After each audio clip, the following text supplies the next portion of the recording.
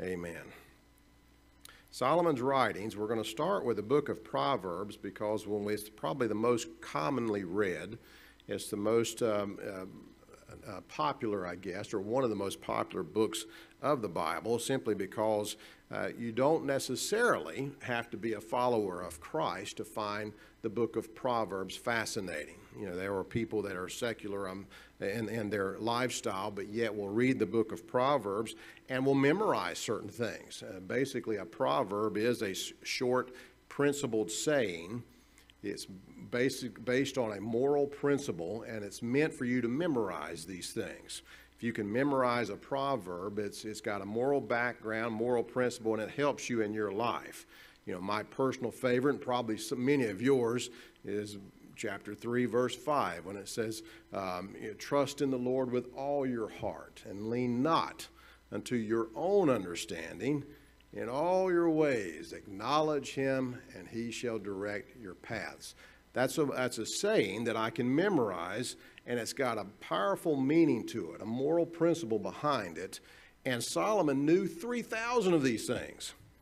3,000 of these proverbs Solomon could quote and speak. And whether Solomon collectively wrote the book of Proverbs, or if other scholars who heard and knew and read the writings of Solomon culminated these into a book, we don't know. There's 31 chapters of these proverbs, and we know that he is the predominant writer. I think there's only 2 chapters out of the 31 that was other writers. There was two other individuals, can't remember their names now, and one is Lemuel and Agur or whatever, two fellows that we would probably never read about anywhere else, but they shared in giving some proverbs out of the book of Proverbs. And what is the purpose of this? Solomon is primarily, and as we're going to read today, writing this to the young men. And of course, we don't know at what time period of his life he's writing this. This could be a culmination of years. He spent 40 years on the throne, and throughout his life, he could have just culminated or collected these proverbs and put them into this format. But it's basically him trying to teach young people to guide their lives and to give them guidance.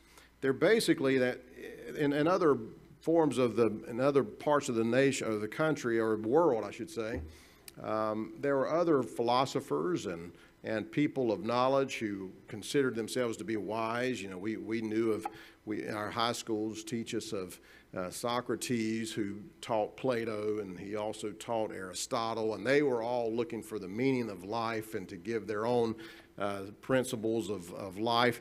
They came way after Solomon, and did they read Solomon's Proverbs? We don't know, but we as Christians follow God's man, and Solomon is certainly him.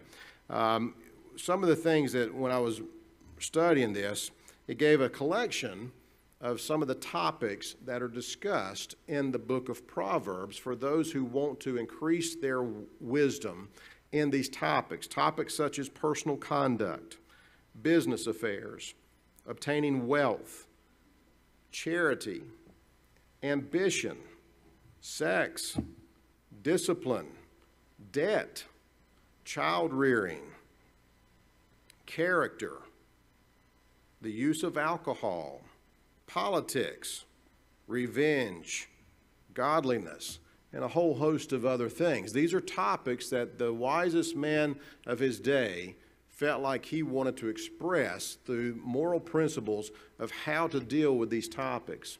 So as we read the Bible and learn of Christ and learn of the prophetic in the Old Testament pointing the way to Christ, we come across the book of Proverbs as a way of trying to hone in our own discipline in how we are to conduct ourselves in all of the affairs that affect our daily lives. How should we be as godly men and women? Can we learn from Solomon and how to deal with all of these topics? Is there a direction that we can take? And the book of Proverbs is certainly out to do that. Now, the lesson text in front of us today only gives us the first 7 verses of chapter 1. This is only the introduction as to why the book of Proverbs is even being collected or written. you'd have to go home now and read the rest of the 30 chapters to really engage in knowledge about the wisdom that Solomon brings. But in the first seven verses, he's going to explain basically what his purpose in writing the book is all about. And it says, the Proverbs of Solomon, the son of David, king of Israel. To know, and this is the purpose, to know wisdom and instruction, to perceive or understand the words of understanding, to know the difference between wise counsel and strange and foolish counsel is what that's saying. To receive the instruction of wisdom, justice, and judgment, and equity. They have chosen those four words as a reason for why the book of Proverbs is going to help you, because it's not only bringing you wisdom, but it's showing you the way of justice and judgment, which go hand in hand. Justice and judgment go hand in hand. Equity, which is a fairness and equality. To give subtlety or prudence or direction to the simple. Now, this is his purpose, to give direction to the simple. There's not necessarily the simple-minded. The simple meaning those that easily follow whatever wind is blowing. Those that will believe. Have you ever come across someone that will believe anything they hear? If they hear something, they run with it. They believe it. That's a simple person that Solomon is saying to give direction and prudence to those individuals, to know, what am I hearing? Is it something to follow or something to reject? To the young man, to give knowledge and discretion. Discretion is a powerful word there.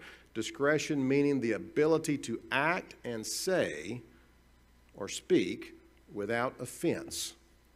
Boy, that's tough. To be able to act and speak without giving offense to the person you're speaking to. That's discretion. Knowing what to hold back. I can speak, but I need to hold back because what I could reveal could be offensive to this person. That's discretion. And what Solomon's purpose is to mold these young men who are going to read this book into not only making them think about what they're about to say and do, but to give them knowledge of wisdom and things of that nature.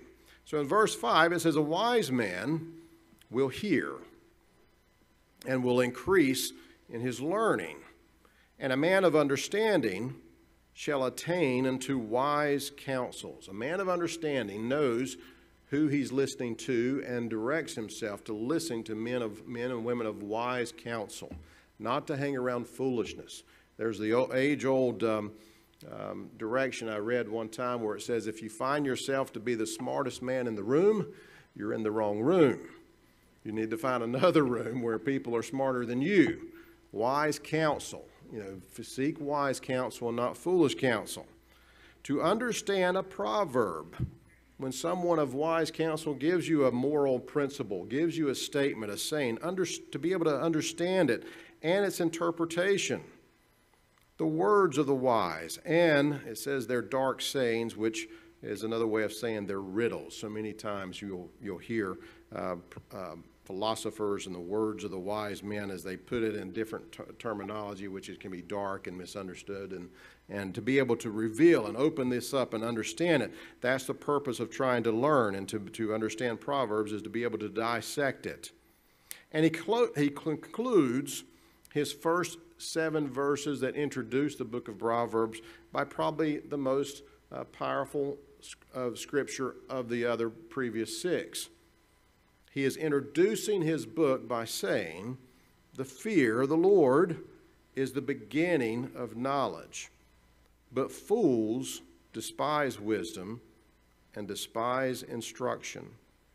Young people sometimes will need to learn how to follow instruction. They don't like to be instructed naturally. The Adamic nature in young, wild kids that are just growing up and learning to be sat down and says, you must understand, you must seek wise counsel, you need to learn how to enjoy instruction, is antipathy of the young people. They don't like to do that. They don't like to seek instruction, but Solomon is saying that is where fools lie, is when they disdain or dislike instruction. So when we get into this, the fear of the Lord, it's not the fear of God as meaning, we've talked about this many times, the fear he's talking about is not a fear of him to where you don't want to communicate with him, you don't want anything to do with God. It's not a physical or a mental fear. It is a fear of reverence and awe, of knowing you are the created and you have a creator. And that creator is where all wisdom and knowledge and instruction culminates from, it flows from. And to start with the knowledge that there is a superior being, and to know that that's my reverence, that's my point of influence, that is where I hope to, that's where I want to seek, is his wisdom coming down from him. That is what it's all about, is when he says to fear the Lord. If you don't have that fear of God, then you will only start trusting in your own abilities.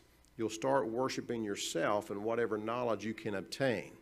And without that all-inspiring reverence for God to be your leader and your guide, to open doors for you, to close the ones that can harm you, to lead you to wise counselors, to lead you to a place where he would want you to learn and be instructed by the proper people. That's why we follow God in so many different factors, is we want him to be the one guiding our pathway, so that as we're seeking instruction, he will open the doors for the right people to instruct us. That's what we're wanting. That's the wise counsel that we're after. So Proverbs, all of us have read the book of Proverbs, and we can probably all quote several ones that we do enjoy and like, and they all lead us and guide us in various forms. But that's one of the books that we never really get tired of learning, because it's so hard for our flesh, which constantly seeks self-gratification, to discipline itself enough to where we can take these Proverbs and completely conquer them to a point where we manifest them totally. We continually have to grow in this, remind ourselves. That's why we read the book of Proverbs over and over, to remind us that this is where I'm falling short. This is what I need to remind myself. Because in life's journey, we never know what type of temptation, trial, or circumstance we're going to find. And everything we run into in our life is covered in the book of Proverbs, and how to act and react to it. He covers every part of your life and how you should react to it. And we have to continually gain knowledge from this and remind ourselves, because one time we read it, we may not be going through the very thing that he's given us instruction for. So we're constantly trying to ingrain it into our brains. As we complete the book of Proverbs, we get into a second book that has caused a lot of controversy through the years. The Song of Solomon, I would dare say that more people have questioned, why in the world is the book of Song of Solomon even in the Bible? If you do attempt to read the Song of Solomon, you come away from it a little bit blushed and a little bit surprised, probably, because it seems as if it's a total love story. And it is. It's a book of kind of love poems between two lovers. And when you think of Solomon, all right, we just came out of the book of Proverbs, where he's given us all this instruction and wise counsel, and we go into the Song of Solomon, and we find ourselves in a different fantasy land of where two lovers are reaching out for each other and writing love poems to each other, and we're wondering, what has this got to do with me at all? You know, why would it be included in the Bible? We look back at Solomon's life, and it is a little bit reflective of who he was as well. We know from last week's lesson that he married 700 women, had 700 wives and 300 concubines. Solomon, without a doubt, enjoyed the pursuit of women. He enjoyed the relationships that happened between man and woman. He enjoyed the romanticism of men and women. It was obvious he didn't just do this just because it was a game. He enjoyed it. And as he is writing this, we believe that he wrote it in his younger days, when the pursuit was at its height and when he was collecting, I guess you could say. He wrote this in a way of expressing all that we can gather from the Song of Solomon, talking about love itself. As I wrote something down here, it says, the Song of Solomon is a collection of love poems that capture the joys, the insecurities, the frustrations and the sorrows that accompany the journey of love. Through the eyes of two lovers, Solomon in his book is trying to express, because in a way he knows that every human being goes through this type of relationship, through the love of another person, through the attraction to another person, the pursuit of that person.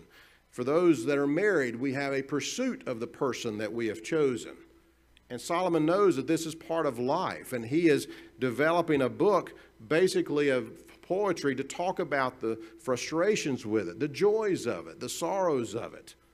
And with it, it gets very explicit.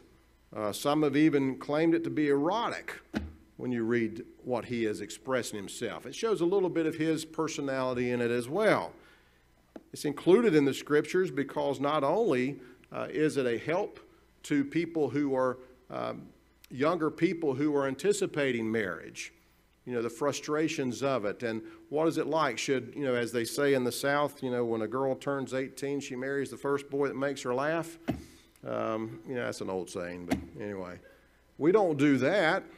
We want to find God's person for us and pursue that person, all right? And what the Song of Solomon is doing is it's giving examples through poetry of how intense that pursuit can be, the drive, the romantic attraction. It's also designed to show a relationship between Christ and the church. This gives me a little bit of an answer as to why was it included in the scriptures. Not only was it there for young people to understand, to read, and know that marriage is more than just some agreement between two families. It's more than just, I've turned 18 and I got to get married now. It's a big deal. It's a pursuit. And it should be between two people who truly have this attraction and love for one another, where they're in their early love, that's all they think about, that's all they want to pursue. And he is showing the ups and downs of love, the journey of love. But from a biblical narrative, in the Old Testament, it's included. The people in Judaism included the Song of Solomon in their scriptural writings, not in the Pentateuch, but in referred to it as scripture, because they saw it as a draw up from Solomon talking about the love of God between God and Israel. The joys, the frustrations, the pursuit God had for his people, and then they would run away and then they would come back pursuing him. It was kind of a reflection of that love affair between God and his people. And then in the New Testament, it's included as Christ and his church, and the ups and downs and frustrations and sorrows and joys of the journey of love between Christ and his church. And that's when we read the Song of Solomon, it's not to a point where we're, you're to be bashful and ashamed and almost turn red blushed and all that. It's meant to understand that Solomon's purpose in writing this is to show the true factors involved with romanticism, with romantic love between people, between a couple. And he's using a couple. And it's interesting with Solomon is he writes it primarily in the perspective of the woman, which is unusual for biblical writings. Usually biblical writings were, usually from the perspective of the man and given for instruction, like Proverbs was mainly instructions for young men. And yet Song of Solomon, it was from the perspective of the woman as she is pursuing her lover, and her lover is, whether they're coming together or fleeing, and it covers all the different types of the marriage, from the courtship to the consummation to the maturity of marriage, the years of marriage, and it follows the whole Song of Solomon through that full love of two people. It covers all of it. So when Solomon, even though he was someone that we certainly wouldn't follow with all of his multiple wives and concubines, it lets us know that even in his, what would eventually bring him down, the strange women that would lead him astray, he certainly understood the pursuit. And he tried to reflect that it will happen to everyone, and it's not a bad thing. Romantic love is a good thing, and we must do it in God's favor and with God's direction and in God's way. We get to the last book, which I want to spend the majority of the time talking about, the book of Ecclesiastes. It's one, if you're a melancholy somewhat like me, you probably find this a little more interesting than others, because the book of Ecclesiastes was written by Solomon near the end of his days. This is kind of like an ex-convict going into a high school and given a lesson or given a talk or a speech to high school students who may be troubled, may be showing signs of trouble. This is a person who has lived his life and he's making reflections on what he has done. This is something that, as older people in our church and congregation, one of your frustrations, I'm sure, is looking at the younger generation coming up and seeing the mistakes that they're making. And you have such wisdom yourself that you would like to shake them and say, listen to me. I've done this. I've been there. I know better. Listen to my wisdom so that you don't have to go through what I've gone through. I know better at this stage of my life. And this is what Solomon is basically doing here. Solomon, in all of his wisdom and in all of his wealth, he made a mistake early on by choosing to pursue what he considered happiness.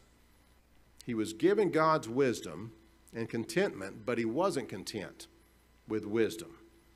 Whenever a young person has that much power, that much wisdom, where he looks out in his courtyard and sees dignitaries from other nations coming just to hear him, when he has 700 wives and 300 concubines that are attending to his every call, when he snaps his finger and he gets whatever he wants and he can accumulate whatever, there is no limit to what he can obtain. It is very difficult for a young man, even with the wisdom of Solomon, to withhold that or to stay content or to stay within the bounds of where God wanted him to be.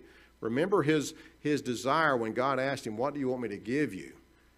He didn't ask for riches. He didn't ask for wealth. He didn't ask for long life. He asked for wisdom for one reason, and that was to be a leader of this great people. To make wise judgment and decisions upon this great people was his desire, and God was pleased with that, because he was pleased that Solomon's only wish was to give me everything that I need to benefit you, so that in my life I can do what you've given me to do and produce it, and you get the glory, and I stay in my lane. I stay with what you gave me. God was pleased and he gave it to him. But with that gift, God also told him, I'm going to make you, because you didn't ask for riches, I'm going to give you riches. Because you didn't ask for honor and things, I'm going to give you that. But if you turn away from me, you're not going to have long life. Solomon, even though he knew where his lane was, whether it was in his youth, whether it was in his personality, whether it was just the temptations of life or Satan himself trying to destroy Solomon, he chose to pursue meaningful life outside of his lane. He couldn't stay content with just being full of wisdom. He had to there's got to be something more to life than what I've been handed. And I want to read out of the book of Ecclesiastes. There's only 12 chapters here. And the first 7 chapters basically describe all the worldly things under the sun, as he would put it. I think he put under the sun about 28 times in the book of Ecclesiastes. And he talks about all these things. And I just want to kind of scan over chapter 2, where it says, I said in my heart, go to now. I will prove therewith mirth. Mirth is a word meaning amusements, hobbies. I will surround myself with amusements. He's seeking something. He's seeking more than what God has given him. Therefore, enjoy pleasure. And behold, this is also vanity, useless, meaningless. I said of laughter, it is mad.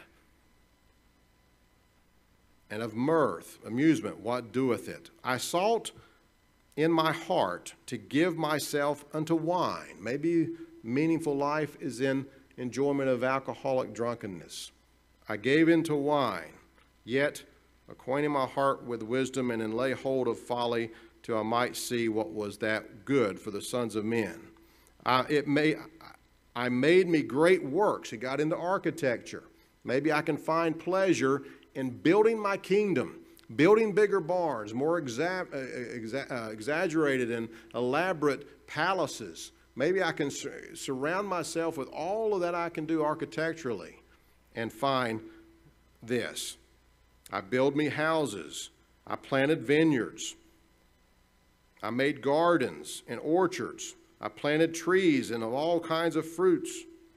I made pools of water to water therewith the wood that bringeth forth trees. I got servants and maidens, and had servants born in my house, and I had great possessions of great and small cattle, above all that were in Jerusalem ever before me. I gathered also silver and gold and peculiar treasure of kings and of the provinces.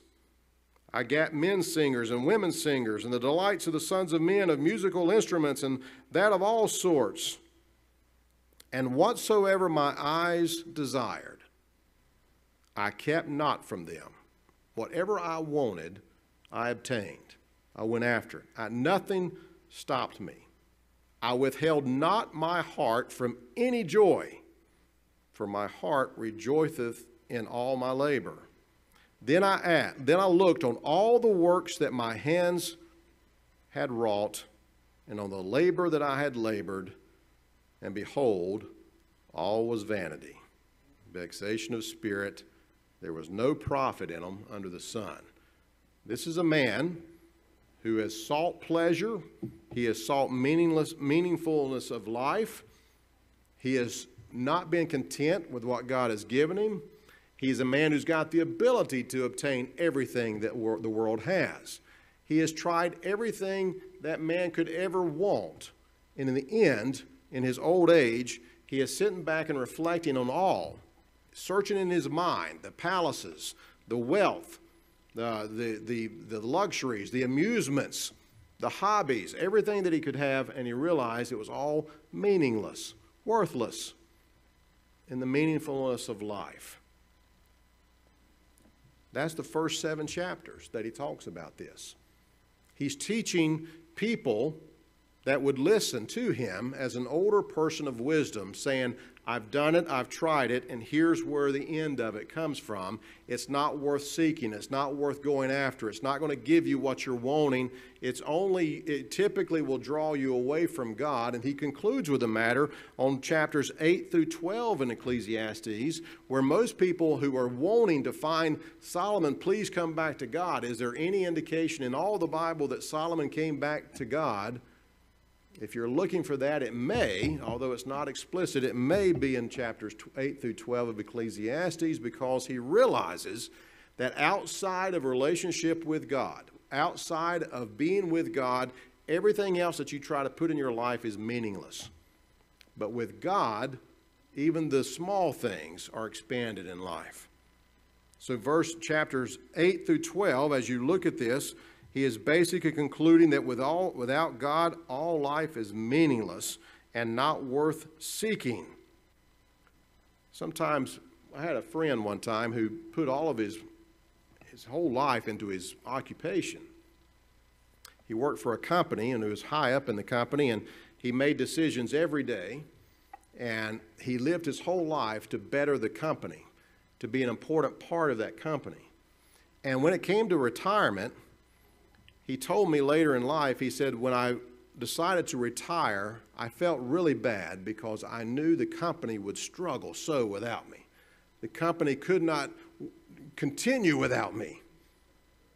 And he said to his astonishment that it did, because he gave an example, and I'll remember this example forever, because he said it was like taking a bucket of water and you put your hand in the bucket, and you believe that your hand, which is surrounded by that water, that when you pull that hand out, there's going to be a hole that cannot be filled.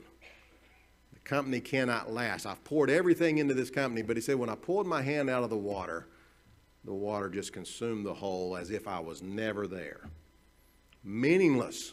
And what I took with that as I studied this lesson today about Ecclesiastes and Solomon, who certainly felt that he would have a hole that could not be filled, and therefore he sought to continue to enhance and to give everything. He realized that everything that he had accomplished was meaningless in contending for giving him contentment, just so my friend who felt that everything that he had put forth in all of his efforts towards a certain occupation so that he would make a name for himself that would be remembered forever and almost even be the destruction of the company when he leaves, realized that in the end he was just a figure that could be easily replaced.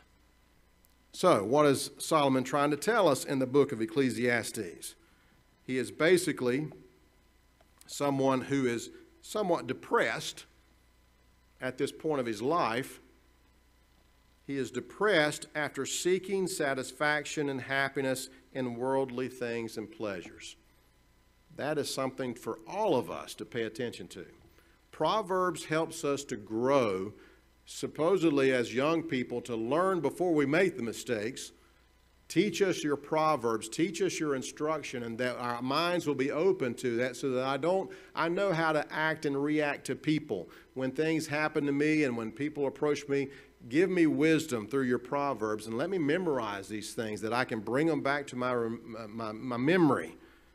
But Ecclesiastes is the one where we're sitting in the classroom listening to someone who has already seen it, already done it, found out that nothing that you're seeking beyond God is going to fulfill you.